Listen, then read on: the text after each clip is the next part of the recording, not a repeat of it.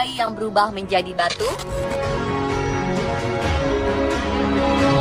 Bukan, ini bukan cerita rakyat Malin Kundang yang bercerita tentang kutukan sang ibu hingga si anak berubah menjadi batu. Tapi ini benar-benar nyata. Ya, seorang bayi berubah menjadi batu. Kasus bayi membatu terjadi pada wanita asal Maroko bernama Zahra Abu Talib. Dalam tubuhnya terdapat janin yang sudah berubah jadi batu. Kisah mengerikan ini bermula ketika Zahra Abu Talib mengandung anak pertamanya di usia 26 tahun. Tiba saatnya ia akan melahirkan. Zahra dibawa ke rumah sakit di daerah Casablanca, dekat tempat tinggalnya di Maroko, untuk menjalani proses lahiran sesar.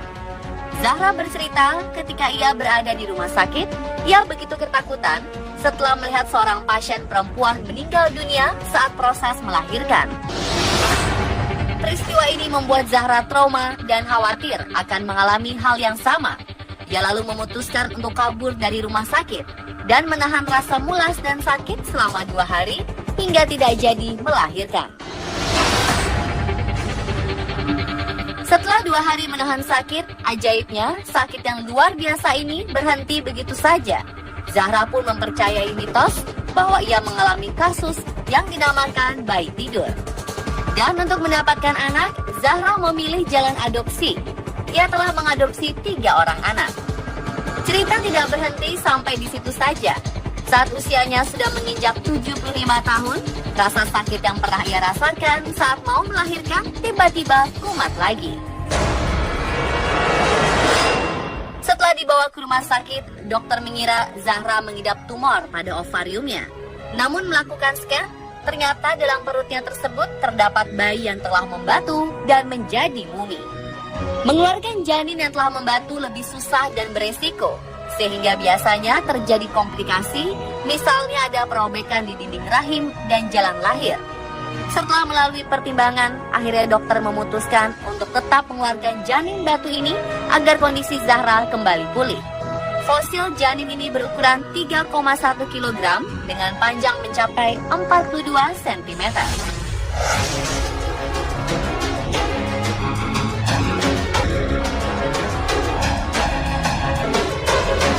Peristiwa bayi menjadi batu tak hanya terjadi pada Zahra Abu Talib. Dalam kurun waktu 400 tahun, sekitar 300 wanita lainnya di dunia juga mengalaminya. Contoh lainnya dialami oleh wanita berusia 92 tahun di Chili. Di dalam perut nenek ini terdapat bayi yang tak dilahirkan dan diperkirakan telah berusia 50 tahun dalam perutnya. Bedanya dengan Zahra Abu Talib, nenek ini mengaku tidak pernah menyadari kalau ia sedang hamil. Bayi naas tersebut harus menemui ajalnya dengan meringkuk kaku serta membatu.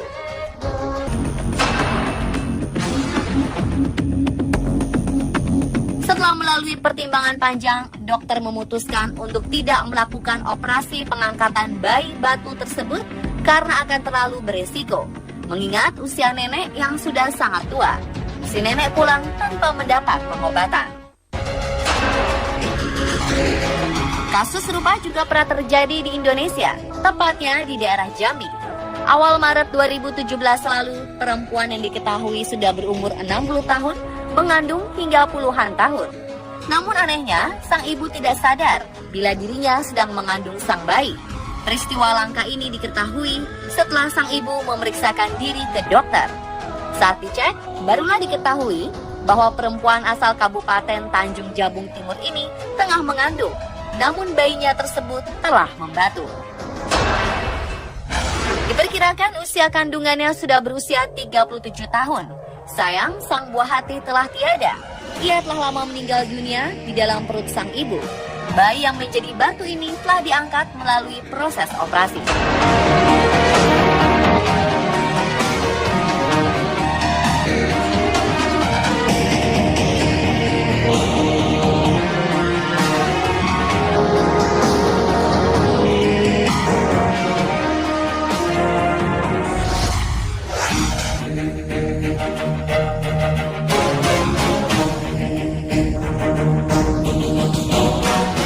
Kisah bayi berubah berubah menjadi batu bukanlah kisah legenda yang tak nyata, seperti halnya kisah legenda maling kundang yang dikutuk menjadi batu. Di dunia medis, fenomena ini dinamakan dengan istilah bayi kalsifikasi, alias bayi yang telah mengalami proses membatu. Kasus tersebut dikenal dalam kalangan medis sebagai lithopedion atau bayi batu. Litho berarti batu dan pedium artinya anak. Dokter spesialis kandungan dari Rumah Sakit Bersalin di Jakarta, Dr. Musa menjelaskan bahwa sebenarnya bayi berubah menjadi batu adalah hal normal dalam reaksi pertahanan tubuh akibat kematian janin. Karena itulah proses kehamilannya pun terhenti dan akhirnya janin di dalam tubuhnya mengalami proses pengapuran. Untuk menghindarkan tubuh ibu dari infeksi sebab busuknya organ sang janin, ia mengalami kalsifikasi atau berubah menjadi batu. Jadi sebetulnya lithopedion itu adalah janin itu sendiri yang kemudian prosesnya karena meninggal. Kalau kecil dia akan diserap kembali oleh tubuh, diresorpsi namanya. Tapi kalau gede, sudah besar, diresorpsi pun tidak akan habis sehingga tertinggallah yang namanya janin tadi. Kemudian dia akan membentuk semacam bungkus yang namanya pengkapuran, kalsifikasi, dan kemudian mengeras. Tujuannya sebetulnya mekanisme untuk tubuh sendiri supaya tidak terjadi infeksi. Nah, pengerasan itu sendiri kemudian disebut dengan lithopedion. Dr. Musa menyebutkan, kasus seperti ini biasanya terjadi pada kehamilan yang tidak disadari, atau biasanya sang ibu tidak melakukan pemeriksaan ke dokter kandungan. Begitu mengetahui dirinya tidak menstruasi beberapa bulan. Akhirnya baru ketahuan setelah sekian lama saat perutnya merasakan sakit yang sangat hebat. Kemudian lithopedion itu terjadi, itu kan ceritanya lama. Satu, yang bersangkutan tidak melakukan pemeriksaan kepada dokter. Ketahuannya setelah sakit yang luar biasa baru dilihat, baru ada itu kan. Kalau sekarang kemungkinannya untuk terjadi seperti itu kecil. Kenapa? Sebentar-sebentar kita melakukan pemeriksaan dengan USG sehingga begitu janin 8 minggu tidak berkembang, detak jantungnya berhenti, sudah terdeteksi. Jadi tidak akan sempat untuk terjadi lithopedion tadi, kecuali di tempat terpencil, kemudian dia tidak melakukan pemeriksaan USG, ya kemungkinan masih bisa terjadi. Berbeda dengan kasus Zahra Abu Thalib, dia tahu kalau dirinya tengah hamil, namun memilih untuk menahan proses lahiran dan menyimpan bayi di kandungannya selama bertahun-tahun. Kasus tersebut sangatlah aneh dan langka, sebab yang kita tahu, wanita yang telah masuk dalam masa melahirkan tidak bisa ditahan-tahan.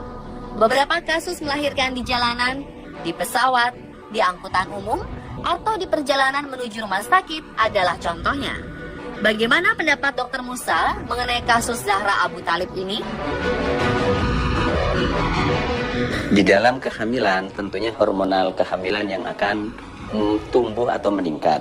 Nah, begitu kehamilan itu cukup bulannya, kasarannya hormonal untuk kehamilannya menurun, hormonal untuk melahirkannya yang meningkat. Sehingga begitu cukup bulan, proses persalinannya akan timbul dengan sendirinya. Tapi ada orang-orang tertentu yang hormonal yang merangsang untuk timbulnya kontraksi supaya melahirkan itu tidak timbul-timbul.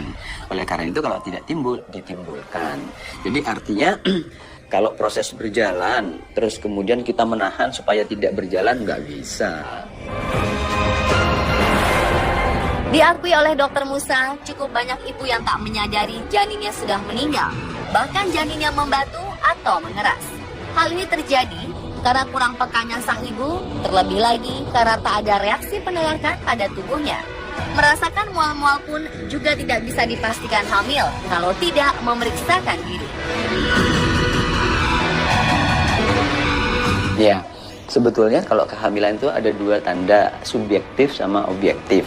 Kalau subjektif itu merasa tidak haid, bisa orang itu merasa hamil sehingga timbul mual segala macam. Tapi kalau objektif tentunya pertama tidak haid, kemudian dilakukan pemeriksaan semacam tes kencing. Nah, kalau tes kencingnya positif, pasti itu akan dinyatakan hamil. Kalau ditambah lagi dengan pemeriksaan USG, di situ akan terlihat buah konsepsi, pasti dia akan dinyatakan hamil. Tapi memang belum tentu orang hamil itu mempunyai keluhan. Tidak semua orang, artinya mual dan muntah tadi belum tentu, sifatnya individual. Jadi tidak berarti orang mual, muntah bisa dipastikan, diartikan bahwa itu hamil, tidak. Bahkan tidak menstruasi atau terlambat menstruasi juga tidak bisa dipastikan hamil. Kalau misalnya orang tidak menstruasi, bisa saja karena gangguan hormonal, sehingga keseimbangannya terganggu, sehingga dia tidak haid, tidak menstruasi, tapi tidak hamil, bisa saja. Jadi cara paling benar untuk mengetahui sudah hamil atau belum adalah dengan memeriksakan diri ke dokter untuk dilakukan USG. Begitu pula dengan tanda-tanda kematian janin di kandungan. Janin tidak bergerak, detak jantung menghilang, kram atau sakit perut, semuanya hanya dapat diketahui dengan melalui pemeriksaan USG. Mendengar kesimpulan dari Dr. Musa, berarti kita semua tidak perlu khawatir akan kasus bayi membatu atau berubah menjadi mumi dengan memeriksakan diri Anda ke dokter secara rutin. Dan pemirsa, itulah tadi penjelasan mendalam mengenai bayi batu versi underscore. Semoga menambah pengetahuan kita ya.